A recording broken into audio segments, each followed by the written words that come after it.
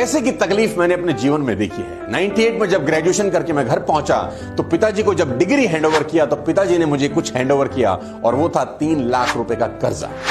साथियों, पैसा क्यों नहीं होता एक मिडिल क्लास फैमिली के आदमी के पास। आज का वीडियो हर उस इंसान के लिए है जो पैसे से प्यार करता है।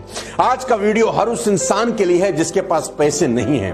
आज का वीडियो हर उस इंसान के लिए है जो पैसे तो बहुत कमाता है पर जब भी पूछो एक ही रोना रोता है, पैसा कहां जाता है समझ नहीं आता। साथियों, आज का वीडियो हर उस इंसान के लिए है जो पैसों का खेल समझना चाहता है कि क्यों कुछ लोगों के पास अकूत संपदा है और कुछ लोगों को अपनी ईएमआई के लिए हर महीना स्ट्रगल करना पड़ता है।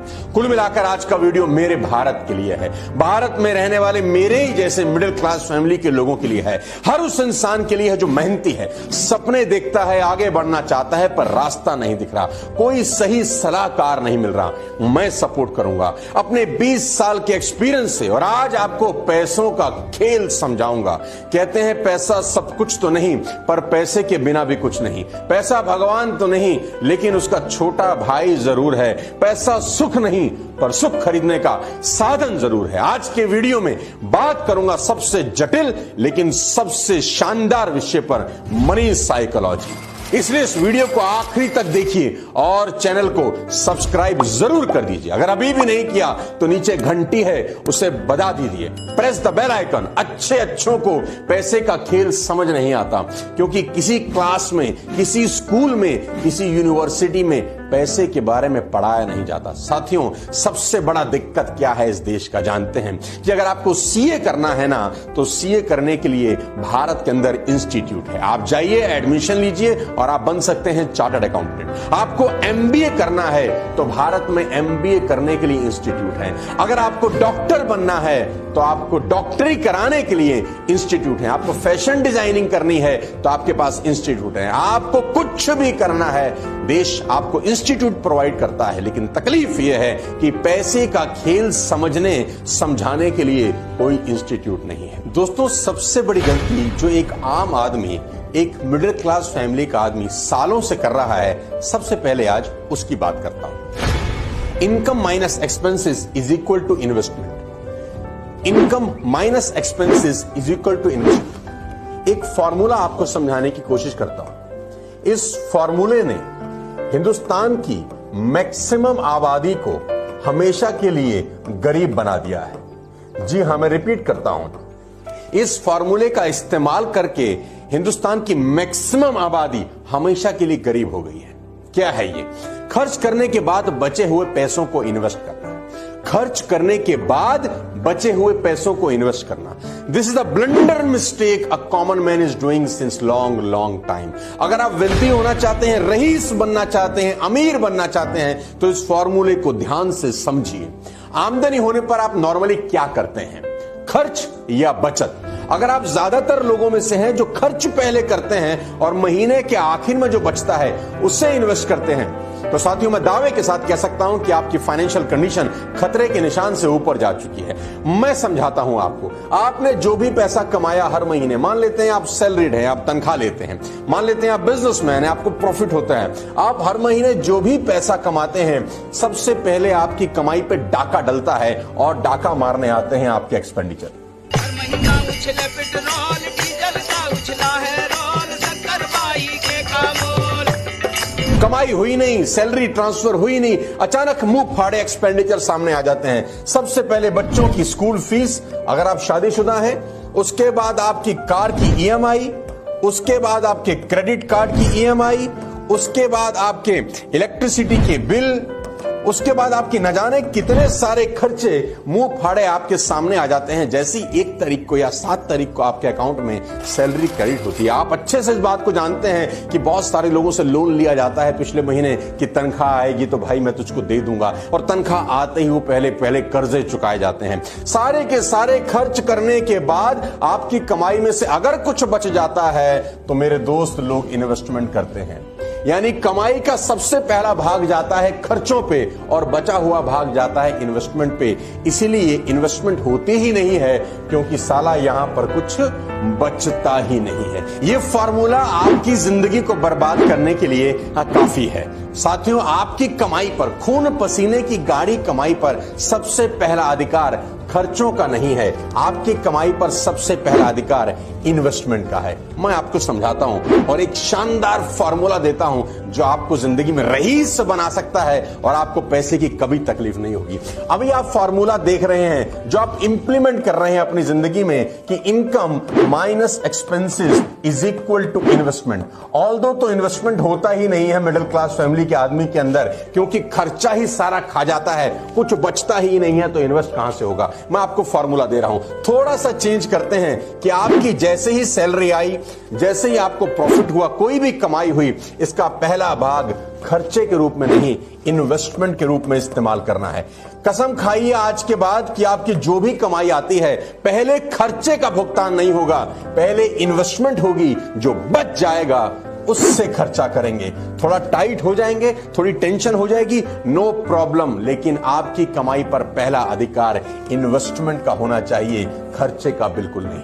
अगर आप पैसों को लेकर अपनी समझ को और बढ़ाना चाहते हैं तो आपको ज्यादा से ज्यादा इस विषय पर पढ़ना होगा। साथियों, आज मैं आपको एक ऐसी किताब के बारे में बताने जा रहा हूं जो आपका पैसों के प्रति नजरिया बिल्कुल बदल के रख देगी, जिसे पढ़कर पैसों के प्रति मेरी समझ और जी हां, साइकोलॉजी ऑफ मनी। साथियों, मैं आपको बता दूं कि 1956 के अंदर एक किताब आई थी जॉन एस क्लार्सन की, रिचेस्ट मैन इन बैबलॉन। मैंने पढ़ी, बेहद शानदार किताब। आज इस किताब को आए करीब 70 बरस हो गए। जॉन एस क्लार्सन ने कहा कि आपको अगर रईस बनना है, पैसों के प्रति आपको कुछ समझ तय करनी है, तो आपको एक काम करना होगा। जॉन एस क्लार्सन ने 10% बचत का सुझाव दिया। आपको जान के हैरानी होगी कि 1956 में ही उन्होंने कहा कि आदमी को अपनी आमदनी में से कम 10% बचाना चाहिए, जबकि एवरेज एज उस दौर में 55 साल थी, यानी एक आदमी 55 साल तक ही जीवित रहता था।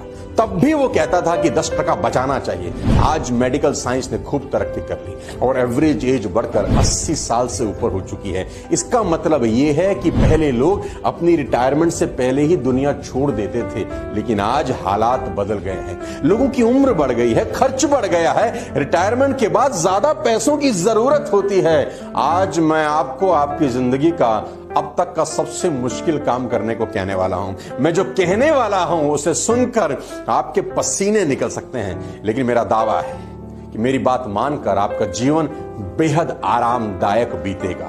इसकी मैं 100% गारंटी लेता हूं। मनी मैनेजमेंट का सबसे बड़ा नियम बताने जा रहा हूं 50% का। मनी मैनेजमेंट का सबसे बड़ा नियम बताने जा रहा हूं 50% का। साथियों, 50% का नियम, जी हां, सही सुना आपने, 50% का नियम, यानी आज आप जितना भी कमाते हैं उसमें से 50% आपको बचाना सीखना होगा। जी हां, बहुत बड़ी बात आपसे कर रहा हूं, क्योंकि मेरा मानना है कि बचत की राशि नहीं, प्रतिशत महत्वपूर्ण होता है। आप कहेंगे 50% तो बहुत ज्यादा है, तो मैं कहूंगा जी हां। आप कहेंगे ये तो बहुत मुश्किल है, तो मैं कहूंगा हां। मैं फिर भी आपसे कहूंगा कि इसको कर डाली। मैं आपकी प्रॉब्लम समझता हूं, लेकिन फिर भी मेरा यह मानना है कि आप इसे कम करने की कोशिश ना करें, बस इसे कैसे भी कर दें, कितनी भी तकलीफ हो। मैं हमेशा अपने प्रोग्राम में कहता आया हूं कि आज अनकंफर्टेबल हो जाएं ताकि बाद का जीवन कंफर्टेबल हो जाए, और अगर गलती से साला आज कंफर्टेबल हो गए ना तो बाद का जीवन बहुत अनकंफर्टेबल हो जाएगा। साथियों, आप 2 तरह से पैसे बना सकते हैं, ज्यादा कमा के या खर्च कम करके। साथियों, अगर सरकार, मैं एक एग्जांपल आपको देना चाहता हूं, सरकार अगर अनाउंसमेंट कर दे कि जो भी इंसान अपनी तनख्वाह या अपनी कमाई में से 50% बचाएगा, 20 साल के बाद उसको 4 करोड़ रुपया दिया जाएगा, तो न जाने कितने लोग खुशी खुशी करोड़पति बनना चाहेंगे। क्योंकि करोड़पति कौन नहीं बनना चाहता। केबीसी की पॉपुलैरिटी की एक बहुत बड़ी मिसाल है कि हर आदमी करोड़पति बनना चाहता है। अगर आप 50% बचाने के लिए तैयार हो जाएं तो मैं आपको बता दूं कि आपको किसी सरकार की जरूरत नहीं, ये काम आप खुद कर सकते हैं। मैं एक उदाहरण देता हूं कि अगर आज आपकी तनख्वाह मात्र 50,000 रुपया महीना है, जी दोबारा से सुनिए, अगर आपकी तनख्वाह सिर्फ 50,000 रुपया महीना है और आप आप 50% के प्रिंसिपल को लागू करते हैं, यानी अपनी कमाई 50% हर महीने इन्वेस्ट करते हैं 20 बरस तक, तो 20 बरस के बाद आपको 4 करोड़ रुपए मिल सकते हैं। मैं 2 प्रिंसिपल यहां पर ऐड कर रहा हूं कि आपकी तनख्वाह हर साल 10% के हिसाब से बढ़ जाती है और आपको आपकी इन्वेस्टमेंट पे 10% का रिटर्न होता है। 2 प्रिंसिपल बता रहा हूं। पहला कि आपने अपनी कमाई का 50% इन्वेस्ट किया, दूसरा आपकी कमाई हर साल 10% बढ़ रही है और आपकी लगाई गई इन्वेस्टमेंट भी 10% बढ़ रही है। एक चार्ट से आपको समझाने की कोशिश करता हूं। साथियों, चार्ट आपकी स्क्रीन पर है। बहुत सिंपल भाषा में समझाता हूं कि अगर आप साल का 6 लाख रुपया कमाते हैं, महीने का 50,000 होता है। अगर आप साल का 6 लाख कमाते हैं तो 50% का सिद्धांत कैसे आपके लिए काम करता है। आपने इन्वेस्ट किए 3 लाख रुपए और आपकी टोटल सेविंग है एक तरीके से 3 लाख रुपए की। अगले महीने 10% आपने इन्वेस्टमेंट बढ़ा दी, यानी इन्वेस्टमेंट हुई 3,30,000 रुपए। 3 लाख पुराना, 3,30,000 ये, और 10% का आपको साल का रिटर्न मिला, तो आपके पास बैंक में पैसा है अब 6,93,000 रुपए। सिंपल है। अगले महीने, अगले साल आपकी इन्वेस्टमेंट हुई 3,63,000 रुपए। पुराना 693 यहां जुड़ गया और 10% की आपको रिटर्न मिली। टोटल आपके पास है 11,61,000 रुपए। अगर आप इसको इसी क्रम में आगे समझने लग जाएं कि इसमें 2 चीजें हमने ऐड करी हैं। पहला कि आपकी हर साल कमाई 10% बढ़ती है, दूसरा आपकी लगाई गई पूंजी भी 10% बढ़ती है। तो 20 साल के बाद क्या हो सकता है? 20 साल के बाद कमाल हो सकता है।